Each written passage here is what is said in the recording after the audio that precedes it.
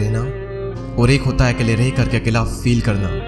भले ही हमारी टेक्नोलॉजी बहुत ही एडवांस हो चुकी हो, हम चांद तक क्यों ना पहुंच गए हो, लेकिन हमारा सबकॉन्शियस माइंड उस रफ्तार से डेवलप नहीं हो पाया है। उसे आज भी यही लगता है कि जिस तरह हमारे लिए पहले ग्रुप में रहना जरूरी था, क्योंकि अगर ग्रुप में नहीं रहेंगे तो जानवरों को शिकार नहीं कर पाएंगे, बल्कि खुद जानवरों का शिकार बन जाएंगे। और इसी वजह से हमारा ब्रेन आज भी अकेलेपन को डेंजर का साइन मानता है। साइंटिस्ट ने एक बार एक एक्सपेरिमेंट किया और उसमें लोगों से पूछा गया कि आप अपने नेगेटिव थॉट्स के साथ में 15 मिनट अकेले रहना पसंद करेंगे या फिर एक बिजली का झटका। और रिजल्ट जानकर आपको हैरानी होगी कि 67% मैन ने और 25% वुमेन ने बिजली के झटके को चुना। लोग खुद के साथ 15 मिनट अकेले नहीं रह सकते। जिन विचारों के साथ उन्हें पूरी जिंदगी बितानी है, उनके साथ वो 15 मिनट अकेले नहीं रह सकते। लेकिन हम यहाँ पर बात कर रहे हैं अकेले रहने की। जंगल का राजा शेर ज़्यादातर टाइम अकेले रहना पसंद करता है। उसकी ज़िंदगी में ऐसी बहुत सी सिचुएशन आती है जहाँ पर उसे भेड़ियों का झुंड घेर लेता है। उस वक्त वो ना तो अकेला फील करता है और ना ही वो कमज़ोर फील करता है। उसे पता होता है कि इन सब के लिए तो मैं अकेला ही काफ़ी हूँ। और आप ये बात जान लो कि ग्रुप हमेशा फॉलोअर्स का होता है, लीडर अकेला ही लीड करता है। शेर अकेला किसी मजबूरी के कारण नहीं रहता, बल्कि वो अपनी चॉइस से अकेला रहता है। इस दुनिया के ज़्यादातर हाईली सक्सेसफुल लोग इंट्रोवर्ट हैं। इंट्रोवर्ट यानी कि वो लोग जिन्हें अकेले रहना पसंद होता है, जो लोगों में जाना पसंद नहीं करते।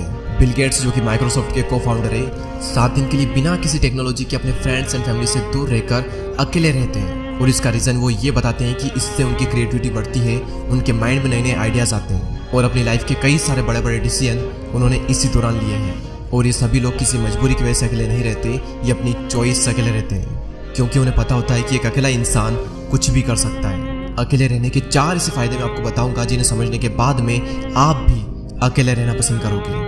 पहला पॉइंट है बूस्ट क्रिएटिविटी। निकोला टेस्ला, जो कि एक महान वैज्ञानिक रह चुके हैं, जिसकी वजह से हमारे घर में इलेक्ट्रिसिटी आ रही है, जिनकी वजह से आज हम इतनी गर्मी में एसी एंड कूलर की हवा ले रहे हैं, जिन्होंने 300 से भी ज़्यादा इन्वेंशन किए हैं। उनका कहना यह है कि be alone that is the secret of invention, be alone that is when ideas are born. अकेले रहो क्योंकि यही वो समय है जहाँ पर आइडियाज पनपते हैं। अकेले रहो क्योंकि यही वो टाइम है जब इन्वेंशन होते हैं। निकोला टेस्ला जब खोज कर रहे थे तब उनके पास कोई भी ज़्यादा बड़ी टीम नहीं थी। उन्होंने ज़्यादातर जो इन्वेंशन है वो अकेले रहकर अपनी लैब में किए। और रिसर्च बताती है कि जब आप अकेले होते हो और कुछ भी नहीं कर रहे होते हो, तब आपके ब्रेन के DMN यानी कि डिफ़ॉल्ट मोड नेटवर्क में ज़्यादा एक्टिविटी होने लगती है। और इसी नेटवर्क की वजह से इंसान क्रिएटिव सोचता है, उसके ब्रेन में नए नए आइडियाज़ आते हैं। सर आइजैक न्यूटन को भी ग्रेविटी का आइडिया तब आया था जब वो अकेले एक एप्पल ट्री के नीचे बैठे थे। मेरे इस यूट्यूब चैनल पर इतनी सारी वीडियो है, इनमें से एक भी वीडियो ऐसी नहीं है जो कि मैंने किसी के साथ बैठकर बनाई हो। सारी वीडियोस के आइडिया मुझे अकेले में आए हैं और सभी वीडियो की स्क्रिप्ट मैंने अकेले बैठकर ही लिखी है। अगर मेरे साथ कोई है तो मैं कभी भी काम नहीं कर सकता, मुझे एकांत माहौल चाहिए क्रिएटिव सोचने के लिए। सेकंड पॉइंट है इंक्रीज्ड फोकस। जब आप अकेले रहोगे तो उन सभी लोगों से दूर रहोगे जो कि आपका ध्यान भटकाते हैं। आपका पूरा फोकस बस एक ही जगह पर रहेगा, आप चाह कर भी भटक नहीं सकते। आज से 4 साल पहले जब मैंने अपनी यूट्यूब जर्नी स्टार्ट की थी, तब मेरी लाइफ में सिर्फ 3 से 4 ही फ्रेंड थे और उनसे भी मेरा मिलना बहुत ही कम होता था।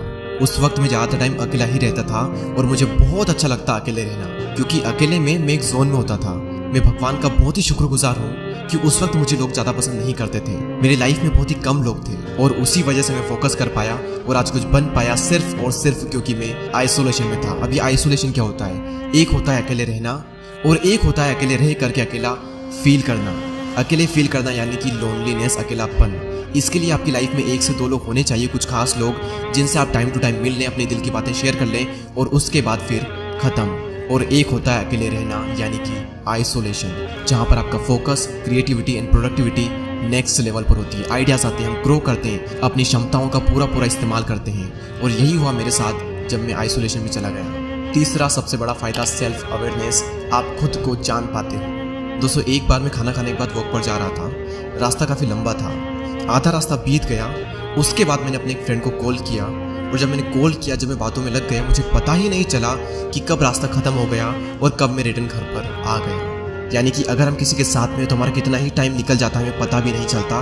बड़े बड़े रास्ते छोटे पड़ जाते हैं अगर हम किसी के साथ में होते हैं तो। लेकिन जब हम अकेले होते हैं तो वही समय, वही रास्ता थोड़ा लंबा लगता है और हम अपने बारे में ज़्यादा सोच पाते हैं। सेल्फ अवेयरनेस के लिए, खुद को जानने के लिए अकेले रहना बहुत ज़रूरी है।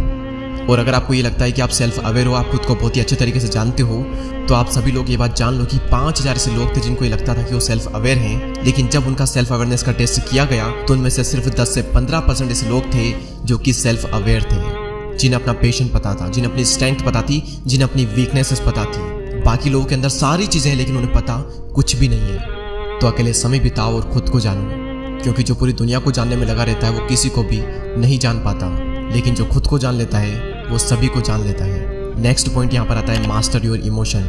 यहाँ पर फिर से वही बात आती है कि जो इंसान अपने इमोशंस को समझ लेता है वो पूरी दुनिया के इमोशंस को समझ लेगा। Royal Enfield, Mountain Dew, Maggi और ऐसी और भी कई सारी कंपनी के आपने एडवर्टाइजमेंट जरूर देखे होंगे। ये सभी कंपनी जब भी ऐड करती है तो ये कभी भी अपने प्रोडक्ट के बारे में बात नहीं करती है।